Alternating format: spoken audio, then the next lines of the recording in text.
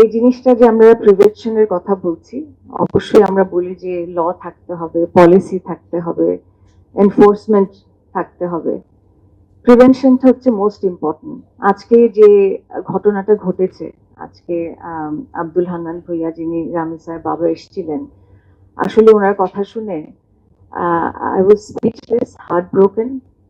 এবং এই ঘটনা হওয়ার পর থেকে মনে হয় যে আরো বেশি হয়তো ওয়ার আমি নিজেও হয়েছি যে আসলে এই ধরনের নৃশংস যে ঘটনা ঘটছে, এটা রেটটা কিন্তু অনেক হাই। এই যে 4.5 লাখ কেসেস এখনো যে পেন্ডিং আমরা বলছি, আমার খালি প্রশ্ন আসে যে হোয়াট উইল ইট টেক এই কেসগুলার জাস্টিস দেওয়ার জন্য, যারা কনভিক্টেড আছে, যারা এখানে আসলে নির্যাতিত হয়েছে, what will it take, what is the answer to that? আমরা কি কেউ অ্যাকাউন্টেবল না, কেউ রেসপন্সিবল না? আমরা কালেকটিভলি বলছি যে সবাই এখানে কাজ করতে হবে। Who do I pin point, who is responsible for this? তাহলে সেখানে আমরা এখনই ইমিডিয়েটলি এটার ভিত্তিতে, যেটা অনেকেই বলেছেন, fast track investigation and justice, এটা আমাদের অবশ্যই ফোকাস করতে হবে। আমি যেহেতু নাম্বারস নিয়ে কাজ করি, আমাদের কি কোনো ন্যাশনাল চাইল্ড অফেন্ডার রেজিস্ট্রি আছে? Do we have it? If not, let's make one, যেটা অলরেডি আমি জানি যে কারা এই ধরনের অফেন্স করেছে, এবং সেটা পাবলিকলি আমরা জানাবো, ছবি দিয়ে, তার ডিটেল দিয়ে।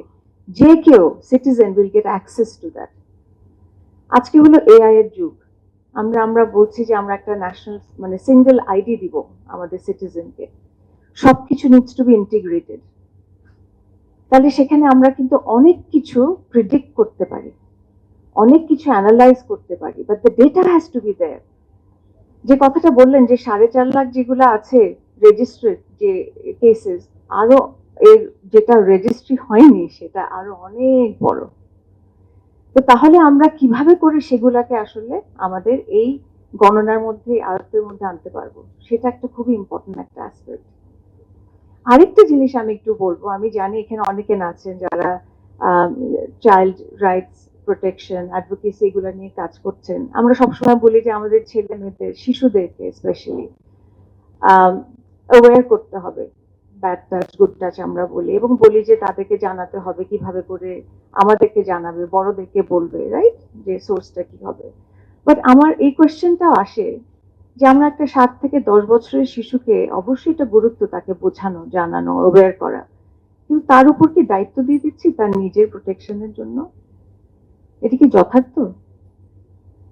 এই প্রোটেকশনটা তো আমাদের দেওয়ার কথা সমাজ হিসাবে, জাতি হিসাবে।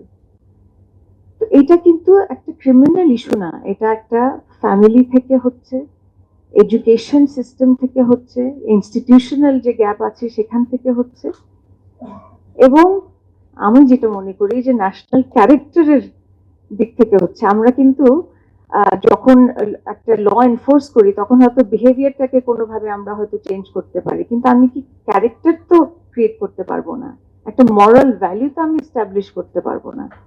সেটা তো অনেক অনেক ডিপ রুটেড একটা জিনিস। আজকে যদি শুরু না করি তাহলে আপনারা বুঝতে পারেন যে এই যে রেট, যে কেসেস গুলা হচ্ছে, কতটা এটা আসলে আরো বাড়তে পারে। So we are already behind, but we still have hope যে আমরা যাতে এটা সামনের দিকে নিতে পারি। হ্যারাসমেন্টের কথা যদি বলি, টেকনোলজির কথা যদি বলি, একটা টেকনোলজি এখন আমি জানি সবার কিন্তু অ্যাক্সেস আছে। এই যারা এই ধরনের অপরাধ করছে অনেকের ক্ষেত্রেই মেন্টাল ইস্যু তো আছে, সিকনেস বলবো আমি, তাছাড়াও কিন্তু এই যে এই ধরনের যে access to various types of contents যেগুলো আসছে, অ্যাডাল্ট কন্টেন্ট গুলো আসছে, কেন আমরা এটাকে বন্ধ করছি না? What is the reason behind it? Somebody else is getting revenue out of it? What's the reason that we can't do it? সেই আমার আরেকটা কোয়েশ্চেন, কেন আমরা এটা করতে পারছি না? What will it take? আমরা তো বুঝছি যে কি করতে হবে, so what will it take to stop it? Third জিনিসটা যেটা, সেটা হলো যে আমাদের যে ধরনের যারা এই অপরাধগুলো করছে, আপনি যদি দেখেন, আমরা যেটা বলি মেজরিটি দেখি কাছের মানুষ, কিন্তু নট স্ট্রেঞ্জার্স, নট নেসেসারিলি।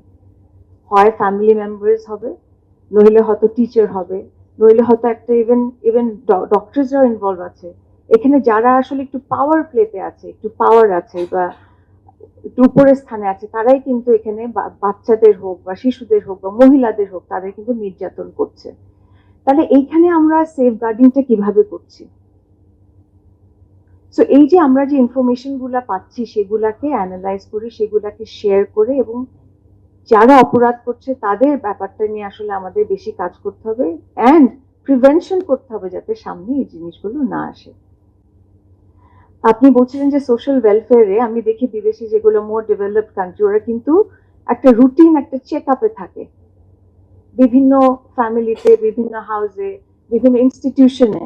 তারা যে একটা চেক আপ করে রেগুলার, যে আসলে এখানকার সিস্টেমটা ঠিকমতো চলছে কিনা, পলিসিগুলা ঠিকমতো ইমপ্লিমেন্ট হয়েছে কিনা, এখানে অ্যাসেসমেন্ট হচ্ছে কিনা, গভর্নেন্সটা হচ্ছে কিনা। তো সেই জায়গাটায় কিন্তু আমরা, আপনি যেটা বললেন আমি শুনে খুবই আশ্চর্য হয়েছে, আমাদের এই ধরনের কোনো রকম প্রসেস পলিসি নাই। হাউ ইজ ইট পসিবল যেখানে আমাদের এই রেট অফ এই ধরনের নির্যাতনগুলো হচ্ছে? এবং আমি আবার একটু টেকনোলজির মধ্যে আসি। টেকনোলজির একটা ডিস্ট্রাকটিভ, একটা কনস্ট্রাকটিভ সাইড আছে। How we use it, how we apply ইট। আমরা ডিজিটাল লিটারেসি নিয়ে অনেক কথা বলি, আমাদের ছেলে মেয়েদের ডিজিটাল লিটারেসিটা শেখাতে হবে। It's not only access to information, but access to what kind of information, what kind of content, right? সেই জিনিসটা নিয়ে আমাদের কিন্তু কাজ করতে হবে। এবং আমি আসলে আজকে অনেক কিছু শুনে একটু স্পিচলেস হয়ে গেছে। আমার অনেক কিছু বলার ইচ্ছা ছিল, অনেক স্ট্যাটিস্টিক্স, অনেক নাম্বারস নিয়ে কথা বলার ইচ্ছা ছিল, বাট আমি খালি মনে করছি যে আমাদের যদি এটা একটা সলিউশন লাগে, তাহলে কিন্তু time bound, target bound, accountable, responsibility bound কিছু অ্যাকশনস ইমিডিয়েটলি নিতে হবে। অ্যান্ড সেখানে আমাদের যা সাহায্য লাগবে ডেফিনেটলি আমরা আছি, এবং সবাইকে সচেতন হতে হবে।